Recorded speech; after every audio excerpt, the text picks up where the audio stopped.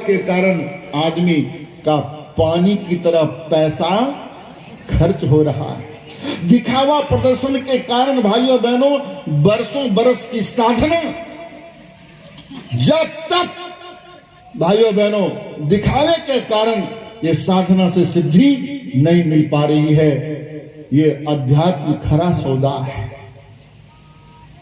इसमें भाइयों बहनों लाभ ही लाभ है। सच्चे अर्थों में अंतरात्मा से अगर ऋषि परंपरा का अनुसरण किया जाए तो यह जीवन में चमत्कार करती है।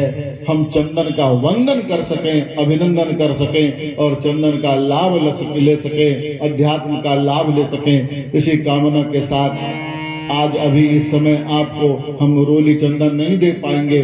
सुबह यज्ञ में आपने चंदन लगाया था, आप लोगों की ओर से अभी ये यजमान दंपति अनामिका उंगली में रोली ले लेंगे।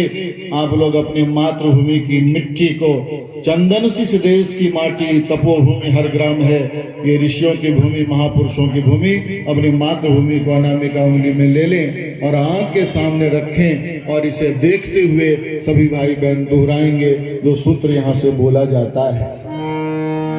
ओम मस्तिष्कम, ओम मस्तिष्कं शांतं भूयात्, शान्तं भूयात्। ओम अनुचितः, ओम अनुचितः आवेशः, आवेशः मा भूयात्, मा भूयात्। ओम शीर्षम्, ओम शीर्षम् उन्नतं भूयात्, उन्नतं भूयात्। ओम विवेकः, ओम विवेकः स्थिरी भूयात्, स्थिरी भूयात्।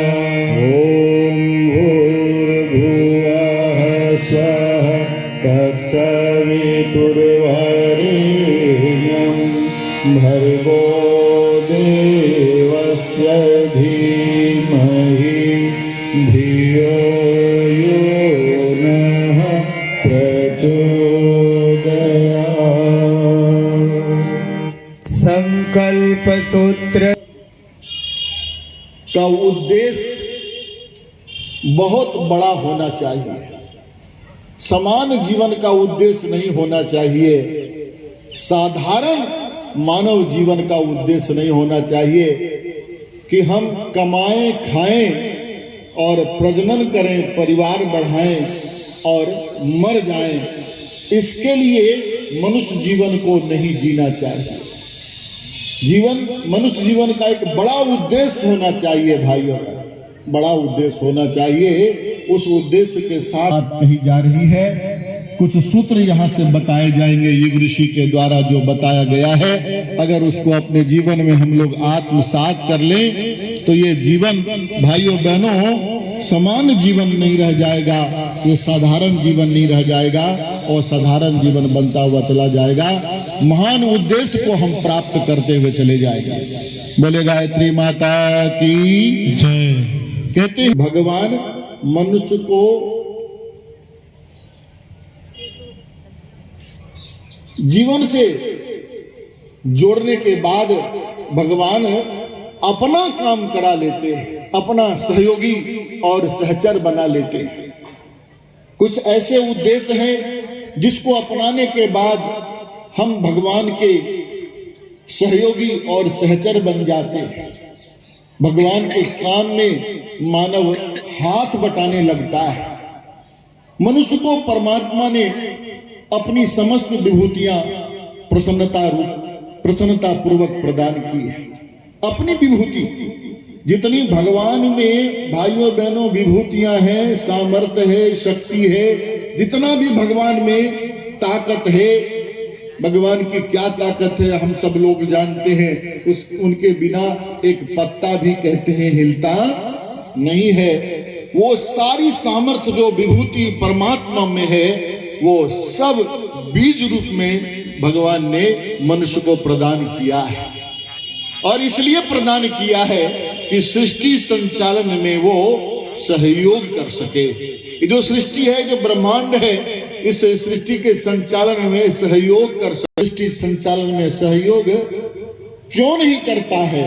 श्रेय और गौरव प्राप्त मनुष्य क्यों नहीं करता है? भाइयों बहनों, ये चिंता की बात है, ये आश्चर्य की बात है। केवल खाने कमाने, परिवार बढ़ाने और मर जाने में ही जीवन क्यों गवा देता है, जबकि समस्त विभूतियां भगवान ने अपनी मनुष्य को बीज रूप में प्रदान की है।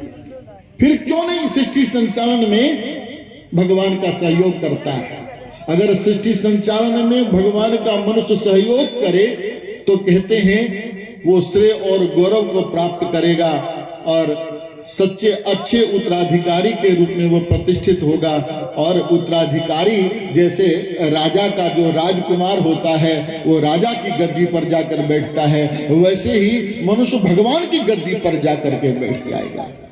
इस सौभाग्य से वंचित क्यों रहता है मनुष्य?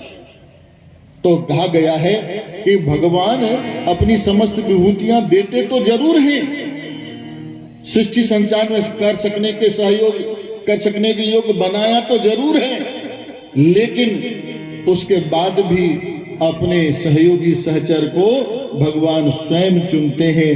तब भगवान के काम में वो भाइयों बहनों जुटते हैं, तब वो काम में जुटते हैं। जैसे त्रेता में भगवान के सहयोगी सहचर जो बने थे उनका चयन भगवान ने स्वयं किया था।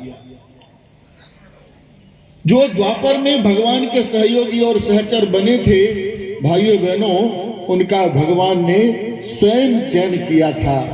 भगवान के काम में सहयोग करने वाले सैकड़ों लोग नहीं होते, गिने चुने लोग होते हैं। भाइयों बहनों, ये सौभाग्य सबको भगवान प्रदान नहीं करते।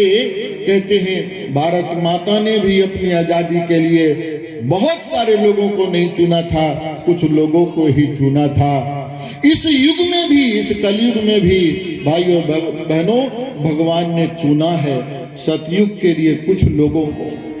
हजारों सैकड़ों लोग हैं, करोड़ों दुनिया में लोग हैं, लेकिन उनमें से कुछ लोगों को भगवान ने चुना है, अपना सहयोगी और सहचर बनाया है सतयुग के वापसी के लिए, नवयुग के अवतरण के लिए भगवान ने चयन किया है। भाइयों बहनों, जिनका भगवान ने चयन किया है वो सौभाग्यशाली है।